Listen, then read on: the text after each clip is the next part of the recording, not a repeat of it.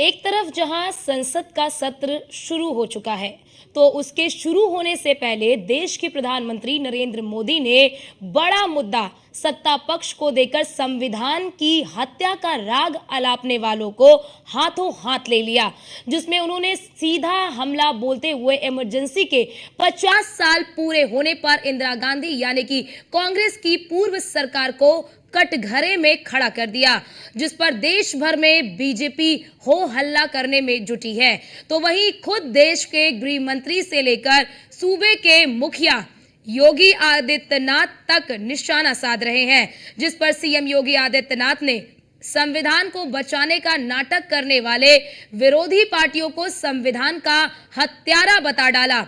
इसी पर आज चर्चा करेंगे, लेकिन उससे पहले आपको सुनाते हैं कि आखिरकार क्या कहा सूबे के मुखिया योगी आदित्यनाथ ने।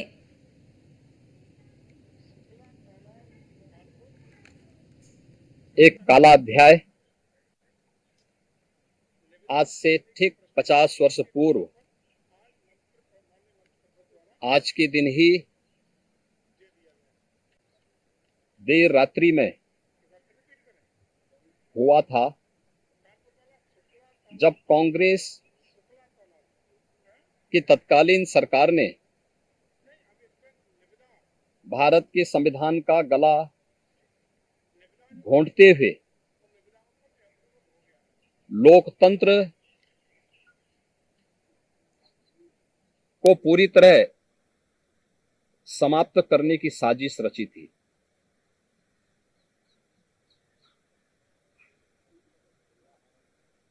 पच्चीस जून 1975 रात के अंधेरे में श्रीमती इंदिरा गांधी जी के नेतृत्व में कांग्रेस की सरकार ने कैसे भारत के लोकतंत्र को नष्ट करने का प्रयास किया था। उस समय के सभी विपक्षी दलों के नेताओं को, उसमें से अटल बिहारी वाजपेयी जी, से मोरारजी देसाई जी, से जयप्रकाश नारायण जी, से लाल कृष्ण आडवाणी जी और विपक्ष के सभी नेताओं को बंद करके लोकतंत्र के गले को पूरी तरह घोंटने का प्रयास किया था। आज जब 50 वर्ष के उपरांत हम इमरजेंसी की उन यादों को स्मरण करते हैं, तो स्वाभाविक रूप से कांग्रेस में चेहरे बदले होंगे, लेकिन उसका चरित्र, उसके हाव भाव आज भी वही हैं जो 1975 में एक बर्बर चेहरा उस समय में कांग्रेस पार्टी का देखने को मिला था। एक काला अध्याय आज से ठीक 50 वर्ष पूर्व। तो आप सुन रहे थे मुख्यमंत्री योगी आदित्यनाथ को, जिन्होंने इमरजेंसी को लेकर कांग्रेस की पूर्ववर्ती सरकारों पर निशाना साधा और कहा कि किस तरह से लोकतंत्र की हत्या कांग्रेस ने की। एक काला अध्याय आज से 50 साल पूर्व जो है वो लिखा गया और लोकतंत्र को समाप्त करने की कोशिश, लोकतंत्र को समाप्त करने की साजिश कांग्रेस ने रची थी। और आज ये का संविधान के, लोकतंत्र के हिमायती बन रहे हैं और एक काला अध्याय देश में लिखा गया।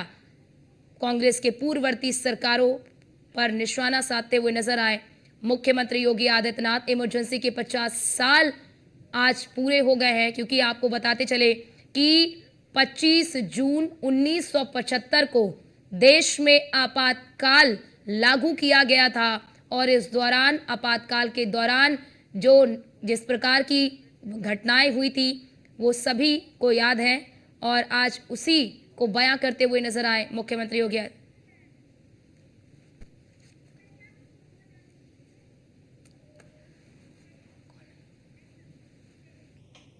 और हमारे साथ मोहम्मद आमीन हमारे साथ जुड़ चुके हैं। आमीन जी, आज काला अध्याय के रूप में से याद कर रही है बीजेपी की सरकार, यानी कि सत्ता पक्ष इसे काला अध्याय के रूप में कह रही है। क्या आपको लगता है कि जिस तरह से आज कांग्रेस लोकतंत्र की हिमायती बन रही है, आज संविधान की रक्षक बन रही है, लेकिन आज से 50 साल पहले संविधान की हत्या कांग्रेस ने की थी? Sorry sorry sorry sorry. Gorakhpur में परमहंस योगानंद जी की जन्मस्थली है। उस बीच में देखिए, इन कांग्रेसियों ने देश के आजादी में अपना अच्छा योगदान दिया, इसमें कोई दो राय, वो भी इतिहास में दर्ज है। लेकिन उसके साथ में जो योगी जी कह रहे थे काले अध्याय, और मोदी जी ने कहा है इस देश के बारे में कि अपने 50 साल पहले 1975 में जो दुर्दशा इन नेताओं की हुई, संविधान की धज्जियां उड़ाई गई, वो कोई दो राय नहीं है कि वो इतिहास में नहीं दर्ज है। वो इतिहास में एक पन्ने में दर्ज है, जिसका कि आज विवरण और उद्बोधन किया जा रहा है उस संदर्भ को लेते हुए कि 50 साल पहले इस देश में क्या स्थिति बन गई थी। ठीक है कि ट्रेनें टाइम पे आ रही थी, नो दो राय नहीं है, हर आदमी काम कर रहा था, लेकिन एक प्रेशर में काम कर रहा था। और जो समाज के हमारे जो अपोजिशन लीडर्स है, जिनको कि एक समाज में मुख्य धारा में आके उनको उनके साथ काम करना चाहिए था, उनको उठा के जेलों में डाल दिया गया। और उन जेलों में सिर्फ डाला ही नहीं गया, उनके साथ इतनी सख्तियां की गई, इतनी बदतमीजियां की गई, इस तरीके से किया गया व्यवहार जो आज सोच के भी हमारे जो भी जीवित हैं, 50 साल पहले के जो डाले गए थे इमरजेंसी में जो जीवित हैं, वो आज सोच के सिहर जाते होंगे, जो आज इस बात को बदनाम करते हैं कि मोदी जी ने एक अघोषित अपनी वो इमरजेंसी लगा रखी है। ऐसा नहीं है। अगर अघोषित इमरजेंसी होती तो 400 पार का नारा कह रहे थे, तो 400 के पार ही आता होता, नहीं था। 400 सीटें आज क्यों आई हैं उनकी, 240 सीटें, और क्यों है? इसीलिए है कि वो संविधान में विश्वास करते हैं, सभी को साथ लेके चलते हैं, और संविधान के लोगों में जनता ने जो भी उनको विश्वास दिया, चाहे बीजेपी को जितनी सीटें दी या उनके सहयोगी दलों को दी, उन्होंने कोई जबरदस्ती सरकार नहीं बनाई है। ये उनकी एनडीए की सरकार बनी है, ये एनडीए की सरकार है, ऐसा नहीं कोई बीजेपी की सरकार है या कोई मनमानी वाली बात है। इस तरह की बात करना उचित नहीं है, और उनको याद करना चाहिए और पश्चाताप करना चाहिए कि उनके पूर्वजों ने कांग्रेस में इस तरह की क्या हरकत की, जिससे कि आज भी संविधान के पन्नों को पलटा जाए तो एक काला अध्याय उनको सबको नजर आता है, और उनकी यादें आती हैं, और उन यादों से सिहर जाते हैं लोग। ऐसा नहीं है। और उसके साथ में किसी ने उनको जेल में डाला गया, सारे सेंसर कर दिए गए थे, पत्रकारों को भी जेल में डाल दिया गया, छीन लिए गए थे, आवाज और 60 लाख से अधिक लोगों की नसबंदी कर दी गई थी। जी बिल्कुल बिल्कुल। अमीन जी, आप हमारे साथ बने रहिए। मनोज पंडित नेता बीजेपी की भी हमारे साथ जुड़ चुके हैं, और वरुण पुरोहित नेता कांग्रेस के भी हमारे साथ जुड़ चुके हैं। वरुण पुरोहित जी, पहले आपके पास आऊंगी। आज आप लोग लोकतंत्र के हिमायती बन रहे हैं, संविधान के रक्षक बन रहे हैं, लेकिन आज से 50 साल पहले आपकी ही सरकार थी। किस तरह से आप लोगों ने संविधान की धज्जियां उड़ाई, लोकतंत्र का गला घोटा? अर्चना जी, मैं सुबह से सुन रहा हूँ चैनल्स पे अजीबोगरीब बात चल रही है। पहले इमरजेंसी लगी थी तो आप क्यों लोकतंत्र की बात कर रहे हो? लोकतंत्र की, भाई लोकतंत्र की बात नहीं करे कोई आदमी, इमरजेंसी लग गई, ये कौन से नैरेटिव है? दूसरी बात, कांग्रेस ने लगाया तो कांग्रेस के आदमी लेके क्यों सरकारें बनाते हो? आज इनके 240 में कम से कम 40-50 होंगे, आप कैलकुलेट कर लीजिएगा। तो कांग्रेस बैकग्राउंड के लोग हैं, कांग्रेस के लेके क्यों सरकारें बनाते हो? ऐसी मानसिकता थी तो। दूसरी बात, अभी अमीन साहब ने एक बढ़िया बात बताई, जो आम आदमी था उसको बड़ा आराम था इमरजेंसी में, उसका एक पक्ष ये भी आराम था। कैसा आराम था? लेकिन पॉलिटिकल पक्ष था कि भाई मीडिया के वरुण जी, ये कैसा आराम था? गुंडम था, अनुशासन था, आम आदमी को आराम था। आप सुनिए मेरी बात को पहले।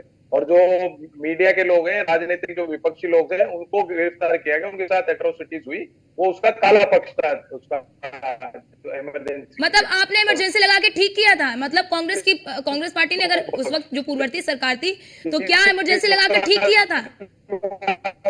नहीं, ये इस पे पहले इसको स्पष्ट कीजिए, क्या ठीक किया था? क्या ये निर्णय ठीक था?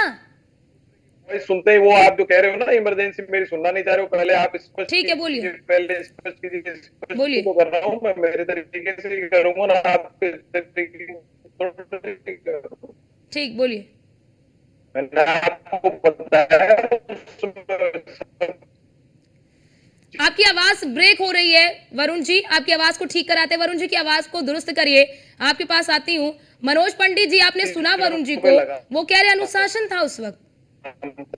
हाँ, लेकिन वो सिस्टम था, उसको बड़ा दुख अपनाना पड़ते, वो कैसे छुपते थे 2-2 दिन, कैसे जाते। वरुण जी आपकी आवाज नहीं आ रही, आपकी आवाज को दुरुस्त कराते। वरुण जी की आवाज को दुरुस्त करिए। मनोज पंडित जी आपके पास आऊंगी। आपने वरुण जी को भी सुना, साफ तौर पर वो जो भी बयान दे रहे हैं फिलहाल, लेकिन जिस तरह से माहौल बनाया जा रहा है इमरजेंसी को लेकर, लेकिन यही कांग्रेस पार्टी की ओर से, विपक्ष की ओर से तो यही कहा जा रहा है कि बीजेपी ने अघोषित इमरजेंसी लगा रखी है। अर्चना जी, मुझे समझ नहीं आता, मेरे मित्र इस परिभाषा की बात कर रहे हैं। अगर इमरजेंसी, तो अभी आज 50 साल पूरे हुए हैं। जिन व्यक्तियों की उम्र 60 साल या 70 साल रही होगी, वो जानते होंगे कि इमरजेंसी होती क्या है, कैसे लगी थी। जिस पत्रकारिता की बात कर रहे हैं, किसी भी संविधान में जितने स्तंभ हैं, सबके अपने अपने अधिकार थे। सारे अधिकारों का हनन करके, उनको सबको जेल में डाल के, चीजें करके, और 2 साल तक इन्होंने जो तानाशाही चलाई, वो इतिहास में दर्ज है। उसे इतिहास भारत का भूल नहीं पाया आज तक। अगर इमरजेंसी होती अर्चना जी, तो ये जो 99 सीटें इनकी आई है ना, मुझे लगता है ये भी ना मिली होती इनको। और जो भारतीय जनता पार्टी ने 400 पार की बात कही थी, वो कहीं ना कहीं पूरी होती। तो मेरा मानना यह है कि चूंकि ये देश लोकतंत्र से चलता है, देश संविधान से चलता है, चीजें हैं, भारतीय जनता पार्टी की कथनी करनी में फर्क नहीं है, और हम जो कहते हैं वो करते हैं, वो किया भी जा रहा है। पर लेकिन इन्होंने एक पूरे चुनाव में ये संविधान की कॉपी में घूमते रहे और जनता को पगलाते रहे कि 400 सीटें आएंगी तो संविधान बदल देंगे, चीजें कर देंगे।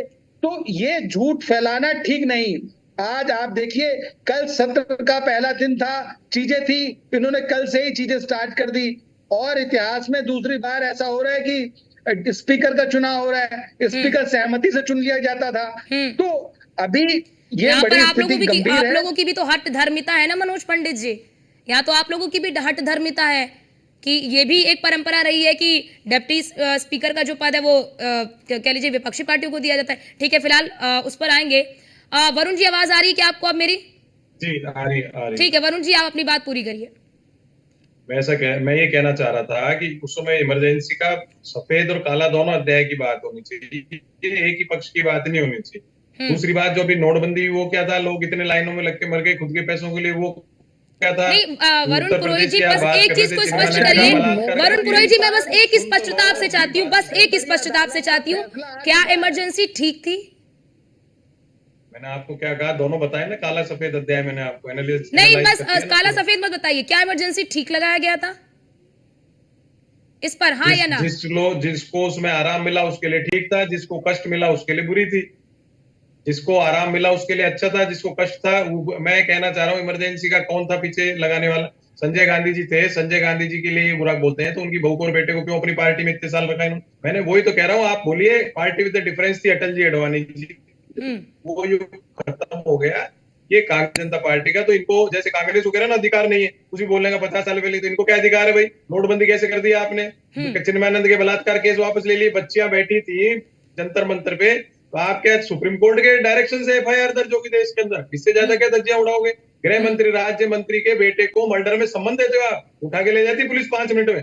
इससे ज्यादा क्या होगा? इतने अनेक उदाहरण आए जो आप कह रहे हो ना इमरजेंसी, और इस समय जो हिडन इमरजेंसी चल रही है, दोनों एक से पक्ष है। वो 19 महीने की थी, ये तो 10 साल की है।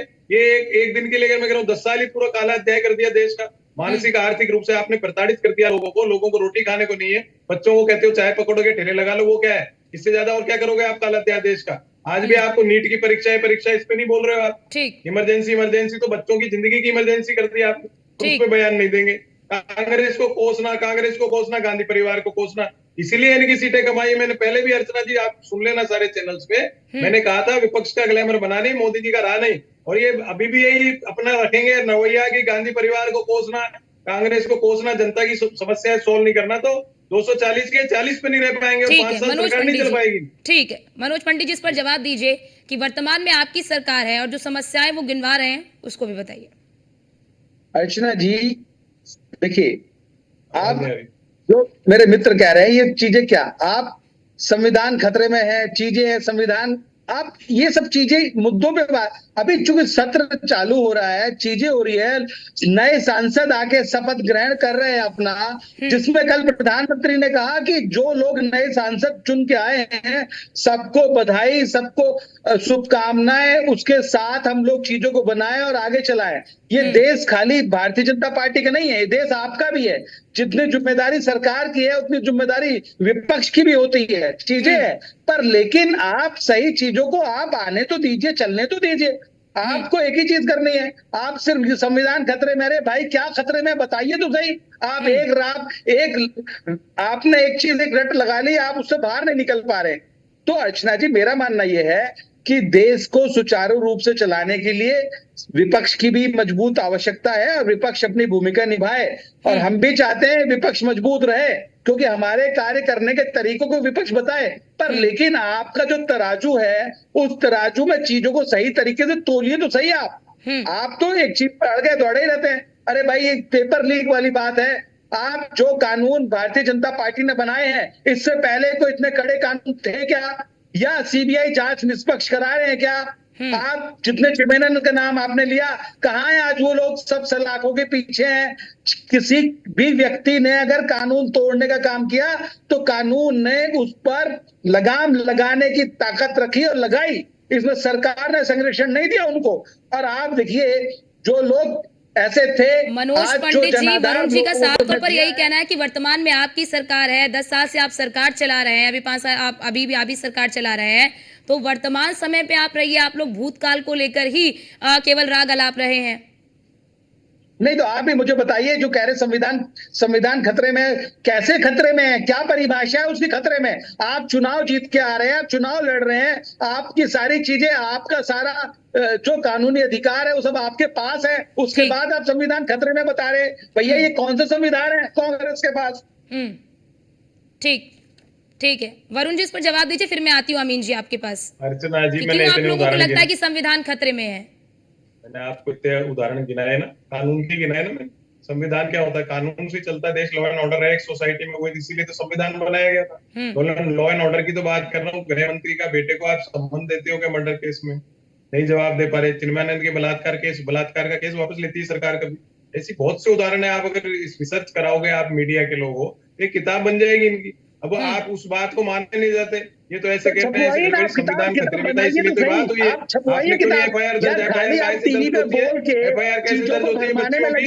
सुप्रीम कोर्ट कराएगा एफआईआर दर्ज, सुप्रीम कोर्ट कराएगी एफआईआर दर्ज। और क्या संविधान की धज्जियां उड़ाओगे आप? एक कंप्लेंट ऑनलाइन में हो जाती है, उसकी नहीं उड़ाई। कितने महीनों तक आपने एफआईआर दर्ज नहीं की? सुप्रीम कोर्ट को डायरेक्शन देना पड़ रहा है। इससे ज्यादा बड़ा एग्जाम्पल क्या गिनाऊं आप?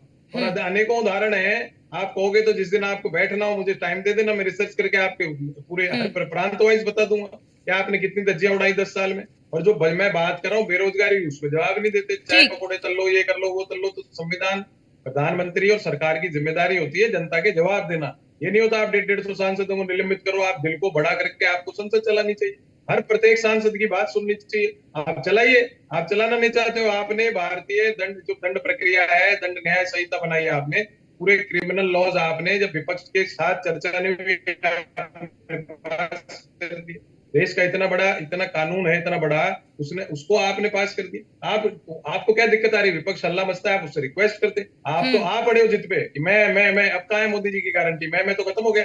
एनडीए सरकार का शब्द बोलने लग गए। वो अच्छी बात है अगर इनमें ये आ रही है जागरूकता, लेकिन मैंने आपको फिर कहा, अगर ये फिर वही मैं करेंगे तो इनकी सरकार नहीं चलेगी 5 साल। ये तो एक इमेजिनेशन है कि 2029 तक चल जाएंगे। जनता इतना इंतजार नहीं करती। ठीक है, डॉक्टर अमीन जी, आपसे मेरा सवाल ये है कि इमरजेंसी के 50 साल हो गए और आज जिस तरह से बीजेपी इसे लेकर हो हल्ला कर रही है, क्या आपको लगता है कि बीजेपी की इस स्ट्रैटेजी के पीछे का कारण क्या है? और ये बीजेपी की ये स्ट्रैटेजी क्या दर्शाती है? देखिए अर्चना जी, स्ट्रेटजी तो क्या मैं बताऊं, लेकिन सवाल इस बात को है, अगर वो आज देश के पुराने पन्नों को पलट के इनको दिखा रहे हैं, इनको आईना दिखा रहे हैं अपोजिशन को कि आपके समय में भी ये हुआ था, तो कोई बुरी बात तो है नहीं। वो पन्नों में दर्ज है, वो भी कोई बुरी बात नहीं है। तो अगर वो दिखाया जा रहा है इनको कि आपके समय में इतना इतना हुआ और वो कुछ अति ज्यादा थी, अब जो हो भी रहा है 1% अगर हो रहा है तो उनको तकलीफ है जिनको कोई गलत काम करते हैं। अब आज बताइए, पेपर लीक की बात हो रही है, तो पेपर लीक में लोग जो जेल जा रहे हैं, क्या वो तारीफ करेंगे इस गवर्नमेंट की? उन्होंने डीजी को भी वहां से हटा दिया, डायरेक्टर को भी हटा दिया, उसपे सीबीआई इंक्वायरी लगा दी। तो जिनके खिलाफ सीबीआई इंक्वायरी लग रही है, जो गलत सलत तरीके से पैसे कमा रहे थे, काम कर रहे थे गवर्नमेंट के अगेंस्ट, अगर उन पे एक्शन गवर्नमेंट लेती है तो ये कोई उनके लिए अच्छी बात है? उनके लिए तो इमरजेंसी है, लेकिन जनता के लिए और देश के हित के लिए एक अच्छी बात है।